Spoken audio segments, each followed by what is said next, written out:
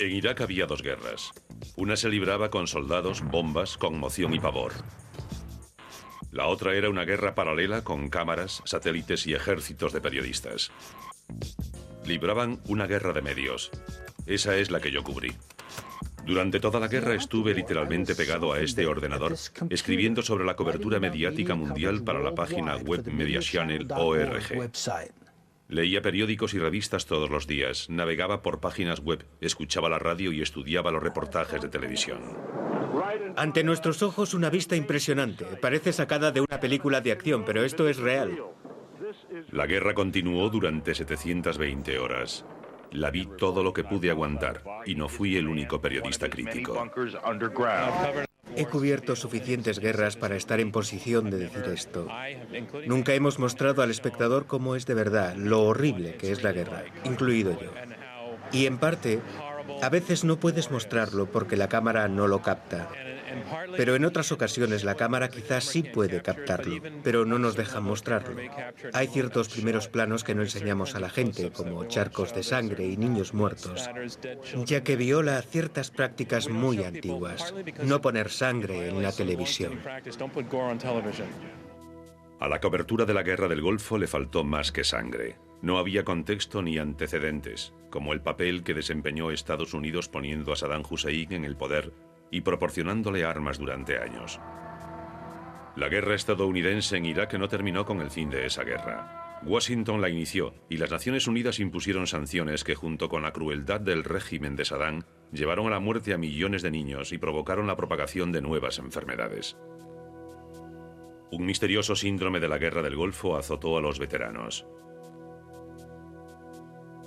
Los Estados Unidos y el Reino Unido impusieron zonas de exclusión aérea, utilizándolas como tapadera para incursiones de bombardeo propias de una guerra años antes de la invasión del 2003. Ninguna de estas historias recibió la cobertura que se merecían. Y luego vino el 11 de septiembre. La administración Bush utilizó el ataque como pretexto para poner en marcha sus planes secretos de invadir Irak, ya confeccionados antes del 11 de septiembre.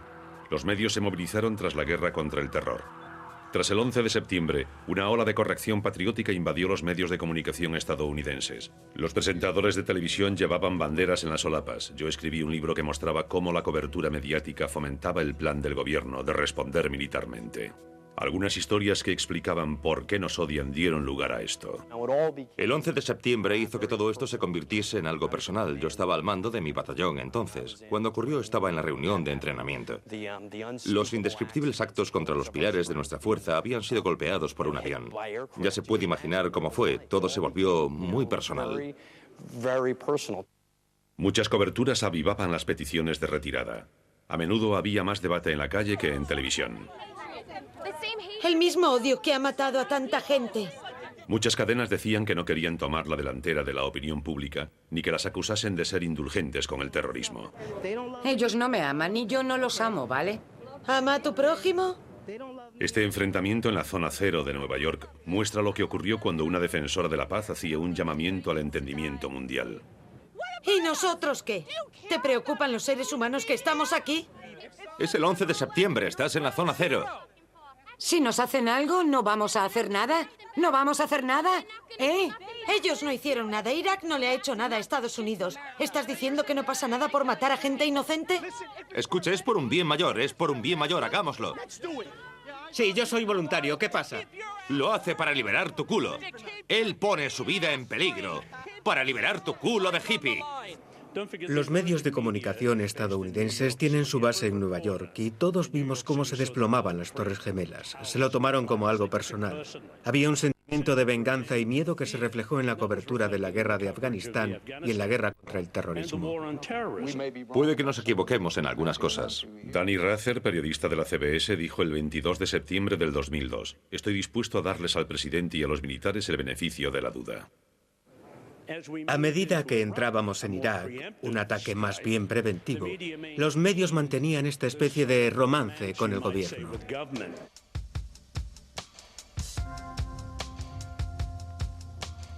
Pero el hecho de que permitiesen a la administración Bush manipular la verdad de esta manera tan escandalosa y manifiesta en los momentos previos a la guerra, hizo posible esa guerra.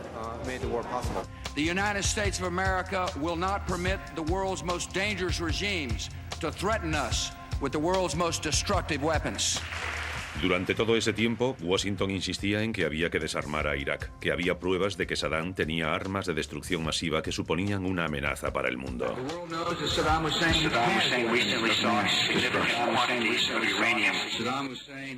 La satanización de Saddam Hussein duró 5 meses. Durante el periodo previo a la guerra de Irak, los medios de comunicación estadounidenses, incluidas la mayoría de las cadenas de televisión y el New York Times, transmitieron la idea de la amenaza que suponía Irak sin hacer demasiadas preguntas. Sin su apoyo no podría haber consenso para la guerra. En mayo de 2004, el New York Times reconoció que su cobertura anterior a la guerra había sido profundamente errónea.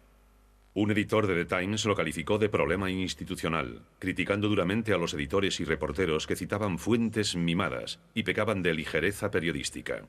Admitió que el autoproclamado diario de referencia estadounidense no solo había contado la historia, sino que se había convertido en parte de ella. Cito, la cobertura de la guerra no fue el mejor momento de The Times. Ahora nos estamos enterando de que muchas de las cosas que asumimos que tenían que ser ciertas no lo eran en absoluto. El defensor del lector del Washington Post admitiría después: está claro que la prensa en general no hizo un buen trabajo al no cuestionar las afirmaciones de la administración. Las perspectivas críticas, las perspectivas sobre alternativas a la guerra, todo tipo de esfuerzos y discusiones sobre movimientos pacíficos desaparecieron literalmente de los medios supuestamente en ese momento en que una sociedad estaba decidiendo si ir o no ir a la guerra. El grupo de medios encargado de controlar la imparcialidad y la exactitud en la información, también conocido como FIRE, estudió 1.617 grabaciones entre el 20 de marzo y el 9 de abril de 2003. Se encontraron con que el 71% de las fuentes estaba a favor de la guerra y solo el 3% en contra. El otro día vi unas cifras, no las recuerdo exactamente, pero era algo así como que durante la guerra se utilizaron unos 800 expertos en todos los canales de difusión estadounidenses. Y solo 6 estaban en contra de la guerra. Y eso parece un tanto extraño. Durante el periodo previo a la guerra, el desacuerdo estaba marginalizado, el debate limitado y las protestas y los manifestantes se veían, pero apenas se escuchaban. Hubo una cobertura bastante digna de que había un movimiento contrario a la guerra. Lo que no fue digno fue el análisis. Lo que intentábamos decir sobre las desventajas de la guerra, por qué nunca deberíamos haber entrado en ella, la fuerza motriz que había detrás de todo, ese análisis nunca llegó a los medios de comunicación. El defensor del lector del Washington Post, Michael Gettel, arremetió contra su periódico por subestimar o hacer una cobertura insuficiente de las grandes demostraciones, tanto aquí como en el extranjero.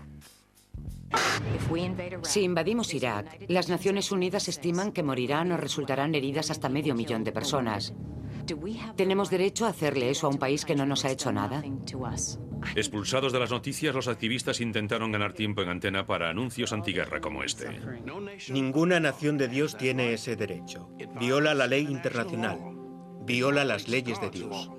La mayoría de las cadenas no emitieron los anuncios, ni siquiera por el dinero.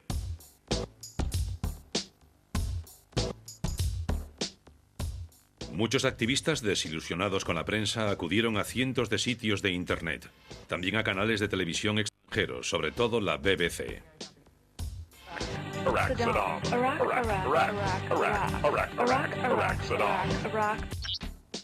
Mucha gente joven abandonó las noticias y empezó a leer periódicos satíricos como The Onion o a ver programas informativos cómicos. Muchos se pasaron a medios de comunicación alternativos e independientes. La prensa tiene que desafiar a quien está en el poder, no congraciarse con el poder. Hay medios embebidos en el gobierno, en el ejército, pero al mismo tiempo hay esperanza. Porque hay una respuesta a todo eso, y es la prensa independiente de este país.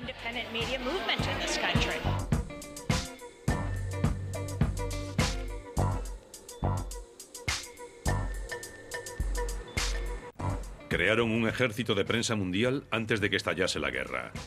En todas las partes del conflicto, los canales mediáticos estaban influenciados o controlados por los gobiernos.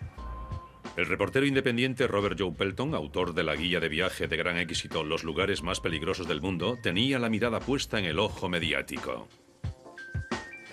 Nunca se tuvo la sensación de que podríamos acabar en una guerra. Siempre era, vamos a atacar a Saddam Hussein y es por esto. Había un guión de cómo se tenía que manejar esta guerra. Hubo un saque inicial.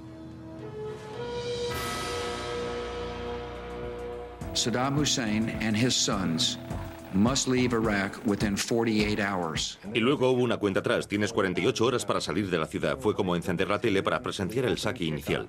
A medida que progresaba la guerra, lo hacía en una escala lineal. Íbamos de aquí a allí. Era como si corriésemos para recibir un pase. Había gente haciendo esquemas, generales haciendo esquemas en un mapa, como si se tratase de un partido de fútbol. Ya sabe, nos meteremos aquí y haremos esto. Vamos a ir por allá y haremos lo otro.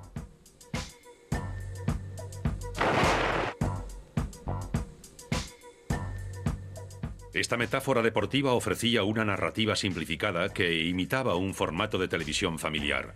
Cuando retrasaron la entrada de Pelton en Irak, la prensa se convirtió en su objetivo.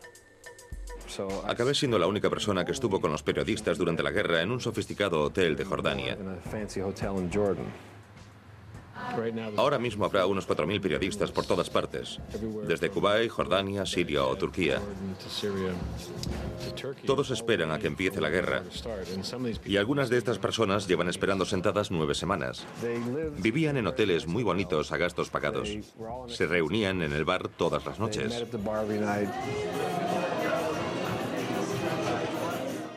Trabajaban 24 horas al día. The President will address the nation at 10:15. My fellow citizens, at this hour, American and coalition forces are in the early stages of military operations to disarm Iraq, to free its people, and to defend the world from grave danger. El nivel de protección sería mínimo y si yo fuese el director de un periódico estaría sacando ahora mismo a mi gente de allí. Cuando por fin empezó la guerra, las cadenas empezaron a sacar a sus reporteros de Bagdad. Peter Arnett estaba en la capital iraquí con un equipo de documentales de National Geographic. Él decidió quedarse. Cubrir guerras es un trabajo peligroso. Puedes morir. Y las empresas se sienten responsables por los daños que pueda sufrir su gente. En ocasiones les ordenan salir de allí. Considero que hay motivos para quedarse, pero desde el punto de vista de un director de medios, los riesgos son enormes. Tengo una especie de marca genética que me permite entrar en zonas peligrosas sin preocuparme demasiado. Lo más interesante fue que los militares estadounidenses intentaban intimidar a estos periodistas. Decían, ya sabéis que seréis un objetivo. Y los periodistas estaban haciendo horas extra y decían, estamos aquí, estas son nuestras coordenadas, no disparéis. Todos sabían que estaban en los hoteles. También sabían que si iban a utilizar una estrategia de conmoción y pavor, necesitaban a alguien que lo grabase. Lo único que omitieron es que necesitaban a los medios para librar esta guerra. La guerra se preparó para ser filmada y registrada por los medios. Davis Martin de la CBS está en el Pentágono haciendo un seguimiento de la planificación y tiene información sobre un posible plan. Para promocionar esta guerra, el Pentágono hizo de la gestión de los medios de comunicación una prioridad. Su estrategia era sofisticada, inteligente y casi siempre encubierta. Pocos canales mediáticos la expusieron. La mayoría participó en ella de manera voluntaria por razones políticas y económicas. La estrategia del Pentágono era algo más que las relaciones públicas tradicionales. Utilizaron estrategias de marketing y gestión de las percepciones.